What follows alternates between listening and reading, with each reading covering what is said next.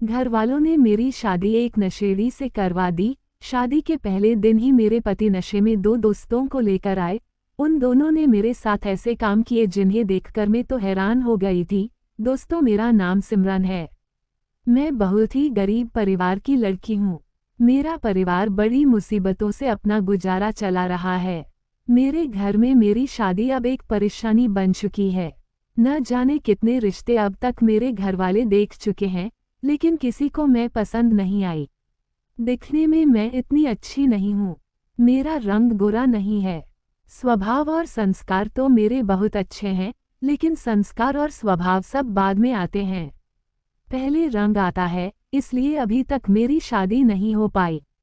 फिर एक दिन एक अंकल जी पापा को सामने से एक रिश्ता लेकर आए। लड़के का नाम जतिन था। उन्होंने पापा को बताया कि लड़का एक छोटी सी प्राइवेट नौकरी करता है, 10,000 कमाता है। तो पापा और मम्मी ने ज़्यादा जांच पड़ताल नहीं की और मेरी शादी पक्की कर दी।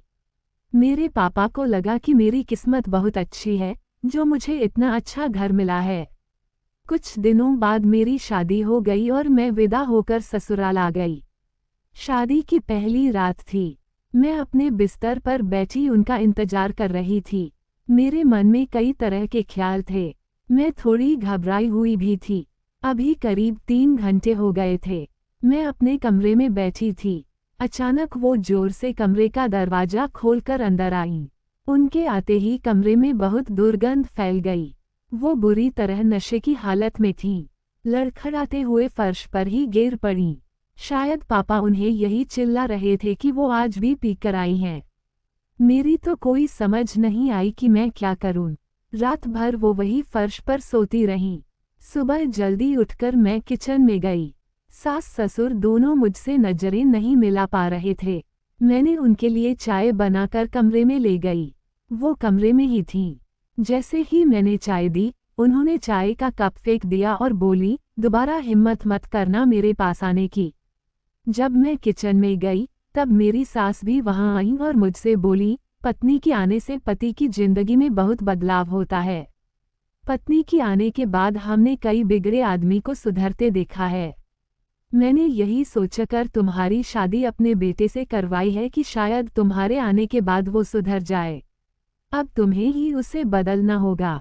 इसमें मैं तुम्हारी पूरी मदद करूंगी। उनके बाद मैं सुन रही थी, पर मैं कुछ भी नहीं बोली।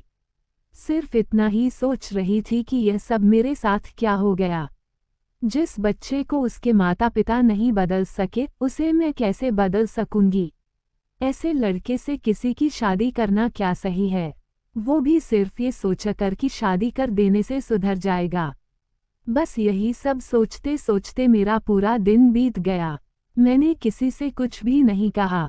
रात हो गई। सबको खाना खिलाने के बाद मैं अपने कमरे में गई। देर रात को वो कमरे में आए, मेरी तरफ देखा भी नहीं और सो गए। सुबह मेरी नींद खुली तो बिस्तर पर नहीं थे। अलमारी का कपाट खुला हुआ था। मैंने जाकर देखा तो उसमें रखे मेरे सारे गहने गायब थे। मैं वहीं खड़ी जोर जोर से रोने लगी। मेरे रोने की आवाज़ सुनकर मेरी सास कमरे में आई और मेरे रोने का कारण पूछा। मैंने उन्हें बताया तो वो ज़्यादा कुछ नहीं बोली। सिर्फ यही बोली, तुम अपनी चीज़ें संभाल कर नहीं रख सकती। क्या जतिन भी घर पर नहीं थे?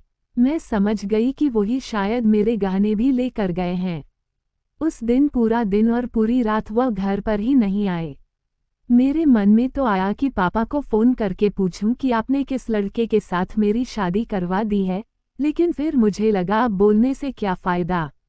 अब तो शादी हो गई है और अब ये सब मुझे ही तो सहन करना होगा, चाहे रोकर या खुशी से। मैं यही सब सोचकर अपने कामों में लग गई। मैं अपना दुख किसी से कह भी नहीं सकती थी। 3 दिन बाद जतिन घर पर आए।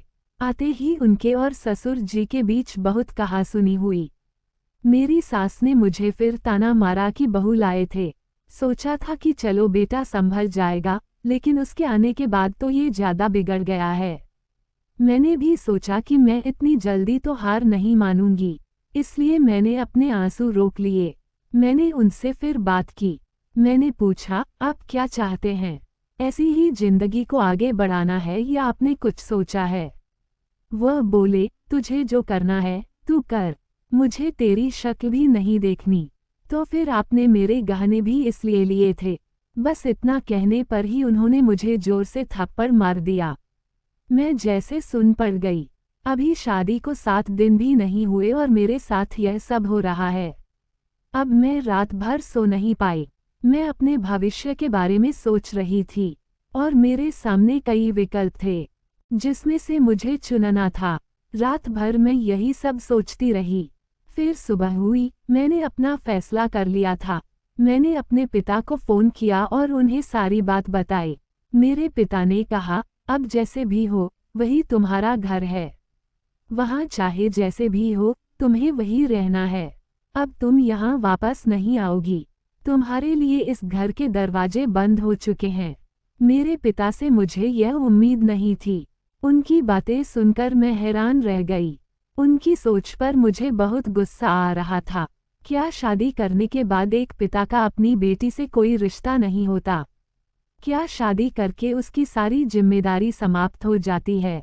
फिर बेटी मरे या जिए, उससे उसके पिता को कोई मतलब नहीं होता। अब आखिर मैं क्या करती?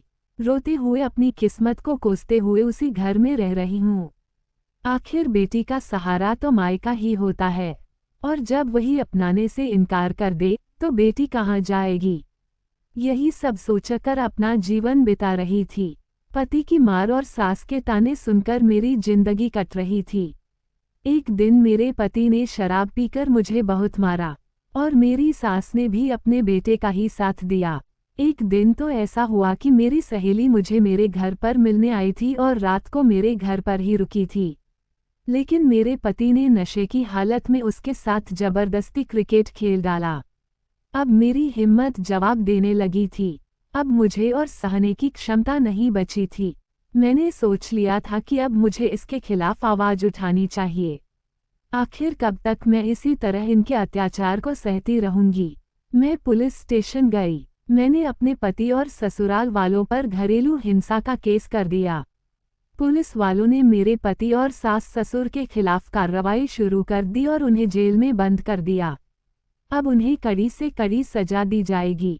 हमें अपने खिलाफ हो रहे अत्याचार के खिलाफ आवाज उठानी ही पड़ती है। हमें अन्याय को ये सोचकर नहीं सहना चाहिए कि एक दिन सब कुछ ठीक हो जाएगा। इससे उनकी हिम्मत और भी बढ़ जाती है। अब मैं अपनी जिंदगी खुशी खुशी अपनी मर्जी से जी रही हूँ। अकेली हूँ, पर अब मैं बहुत खुश हूँ और मेहनत करके अपनी जिंदगी बिता रही हूँ। तो दोस्तों, वीडियो अच्छी लगी हो तो चैनल को सब्सक्राइब जरूर कर दें। मिलते हैं अगली वीडियो में।